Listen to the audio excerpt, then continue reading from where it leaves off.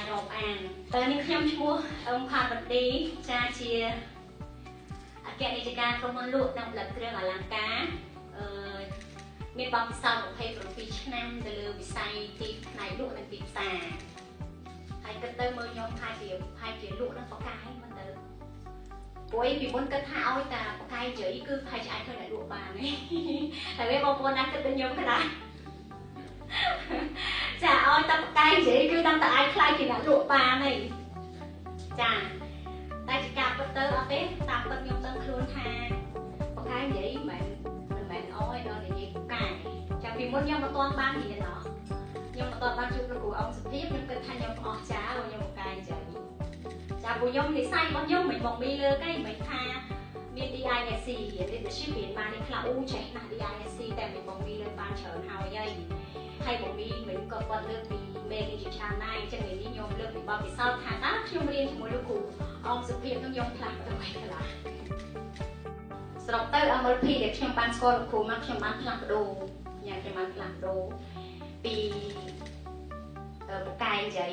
តែខ្ញុំនិយាយមុននឹងនិយាយខ្ញុំចេះគិតជាមុនច្រើនពេលខ្ញុំរៀនចប់ខ្ញុំក៏ដឹងគុណលោកគ្រូទៀតព្រោះខ្ញុំថាខ្ញុំខំកាត់ខំមកស៊ីរាល់ថ្ងៃខ្ញុំធ្វើ self development អត់ចេះសោះប៉ុន្តែពេលលោករៀនចប់លោកគ្រូឲ្យធ្វើ self development សាក់មើលខ្ញុំស្ងប់មួយថ្ងៃឆ្លងឆ្នាំខ្ញុំធ្វើ self development ខ្ញុំឈប់ចាំខ្លួនឯងថាតើជីវិតរបស់ខ្ញុំរស់ក្នុងគោលបំណងអ្វីខ្ញុំបានធ្វើគោលបំណងរស់នៅក្នុងជីវិតរបស់ខ្ញុំធ្វើចេញតែហើយខ្ញុំត្រូវមានចក្ខុវិស័យអ្វីដែលគ្រូបានលើកហើយខ្ញុំត្រូវមានបេសកកម្មអ្វីខ្ញុំបានធ្វើឲ្យខ្ញុំសប្បាយចិត្តខ្ញុំចែករំលែកទៅមិត្តភក្តិខ្ញុំនៅក្នុង MLP ក៏ដែរបានអានអួតទៅកូនដែរកូនថា wow mommy amazing ចាមកគេសប្បាយចិត្តចាគោលបំណងរបស់ខ្ញុំពីមុនខ្ញុំថាយើងរកស៊ីដើម្បីអ្វីចាតាមពិតទៅគោលបំណងដូចលោកគ្រូបានថាអញ្ចឹងតើអ្វីទៅជាភាពជាដឹកនាំ leadership គឺអត្តពលខ្លាំងតែចឹងខ្ញុំរៀនបានពាក្យហ្នឹងចឹងគោលបំណងក្នុងជីវិតរបស់ខ្ញុំដែលខ្ញុំបានសរសេរនេះគឺគោលបំណងខ្ញុំរស់នៅគឺជាអ្នកដឹកនាំដ៏លេចធ្លោ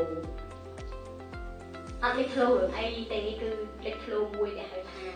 ដែលមានផ្នត់គំនិតវិជ្ជមានចាអាចជួយទៅដល់មនុស្សជំនាញខ្លួនបានគោលបំណងរបស់ខ្ញុំគឺពេលខ្ញុំធ្វើចេញមកខ្ញុំគិតទៅខ្ញុំគិតឃើញផ្ទុយខុសពីការពីមុនដែលខ្ញុំអត់ទាន់បានរៀន leadership ណាចាសម័យខ្លួនហូស៊ីធ្វើឲ្យល្អចាធ្វើឲ្យសម័យឃើញមានលុយទៅដល់តបពីចាក់ផ្ទាល់ខ្លួននេះសម័យសេចង់មាន private ចិត្តផ្ទាល់ខ្លួនទៀតប្រាប់អីទេហើយតែប្រឹងឲ្យប្រឹងម្លឹងមកចាតែដល់ពេលរៀន leadership ហើយខ្ញុំមើលឃើញគោលបំណងរបស់ខ្ញុំគឺចាអត់ទេបើមានអាចទេល្អអើយចាអាចមានហើយត្រូវតែមានអានឹងជាផ្ទាល់ខ្លួនចាតែគោលបំណងដែលមួយទៀតគឺអាចថាជាអត្តពលអ្វីដែលល្អចាគឺលេចធ្លោមួយទៅលើធម៌ពលវិជ្ជមានរបស់ចែករំលែកទៅមនុស្សជុំវិញខ្លួនបានច្រើនខ្ញុំមិនមែនថាមកទីនេះដើម្បីថាខ្ញុំមិនមែនជាមនុស្សល្អចាស់គេតែពេលខ្ញុំសាច់កោដែរលោកឯងបានអញ្ចឹងខ្ញុំមានអារម្មណ៍ថាខ្ញុំមានភាពជាមុនចាខ្ញុំមានអារម្មណ៍ថាខ្ញុំគឺជាអ្នកដឹកនាំម្នាក់ក្នុងខ្លួនឯងខ្ញុំមានភាពជាដឹកនាំតែពីមុនខ្ញុំអត់ទាន់មានភាពជាដឹកនាំទេព្រោះខ្ញុំរកគោលបំណងនៅក្នុងជីវិតរបស់ខ្ញុំអត់ឃើញផងហ្នឹងចាតែឥឡូវខ្ញុំដឹងថាខ្ញុំមានភាពជាដឹកនាំក្នុងខ្លួនខ្ញុំរកឃើញគោលបំណងនេះខ្ញុំទៅសេចេញមកខ្ញុំមានអារម្មណ៍សប្បាយហើយខ្ញុំមានចក្ខុវិស័យកាន់តែច្បាស់ហើយខ្ញុំបង្កើតបេសកកម្មខ្ញុំឲ្យកាន់តែច្រើនដើម្បីសម្រេចគោលបំណងរបស់ខ្ញុំអរគុណប្តីក្នុងថ្ងៃនេះដែលគាត់ជំរុញទឹកចិត្តឲ្យខ្ញុំចូលចិត្តរៀនពីមុនខ្ញុំថាខ្ញុំធ្វើម្ចាស់អាជីវកម្មគ្រប់គ្រងបុគ្គលិក100នាក់ខ្ញុំចាំបាច់រៀនធ្វើអី